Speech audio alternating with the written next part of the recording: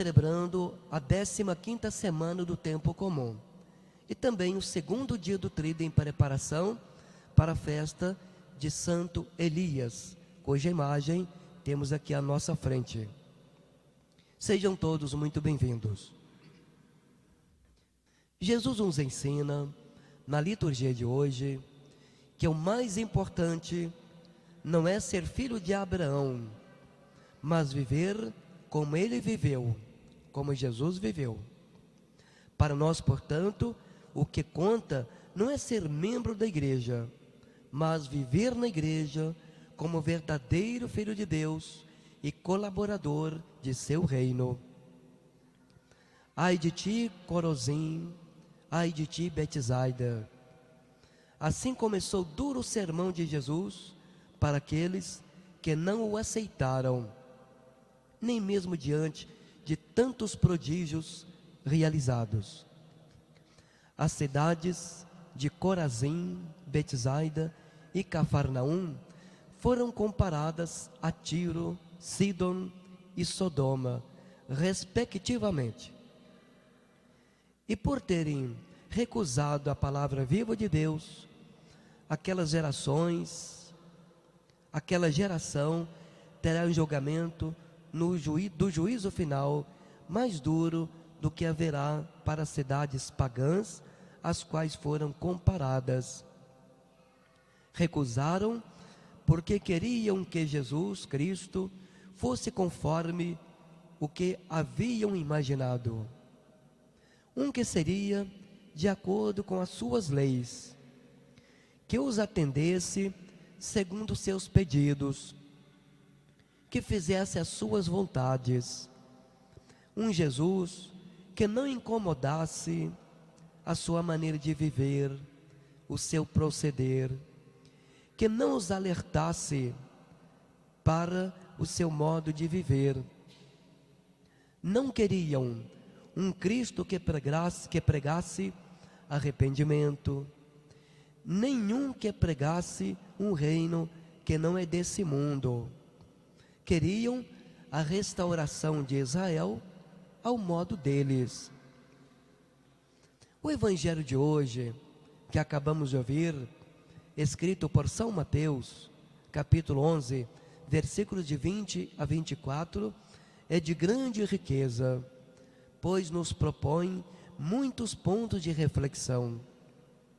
Betsaida era uma das cidades que entristeceram Jesus, porque apesar de ter sido a terra natal de Pedro, André e Felipe, de ter sido o lugar onde Jesus fez a maior parte dos milagres, Corazim e Betsaida eram cidades totalmente corrompidas, incrédulas e interesseiras. Tiro e Sidom eram cidades pagãs da Fenícia, atual Líbano, cidades que não viram os milagres e tudo que Jesus fez. Portanto, presume-se que por ignorância agiam e praticavam a maldade.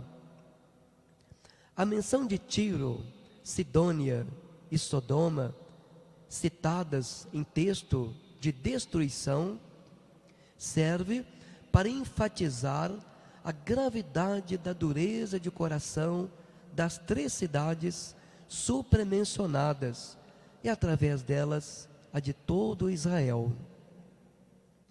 No evangelho, portanto, que acabamos de ouvir, Jesus lamenta a falta de fé nas cidades da Galileia, onde pregava e operava milagres.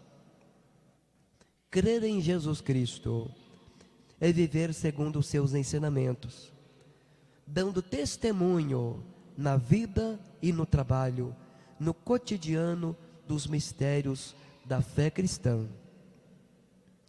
Segundo dia do Tríduo em preparação para a festa de Santo Elias. A santidade do profeta Elias é atestada nos livros dos reis de diversas formas. Elias aparece no Novo Testamento com Jesus quando se transfigura no Monte Tabor, aparece de um lado e Moisés do outro, significando que Jesus está no centro da lei, Moisés, e dos profetas, Elias, e dá plenitude a ambas. Elias, maior dos profetas, é tão admirado no judaísmo que se afirmava, inclusive, que antes que o Messias viesse, ele deveria reaparecer. Jesus diz sobre João Batista: Elias já veio, respondendo a esta esperança. Mateus 17, 10 a 11. Assim também o cristianismo continua a admiração pelo profeta Santo Elias. Esta santidade se reconhece em alguns feitos que a igreja entende como prefigurações de Jesus Cristo.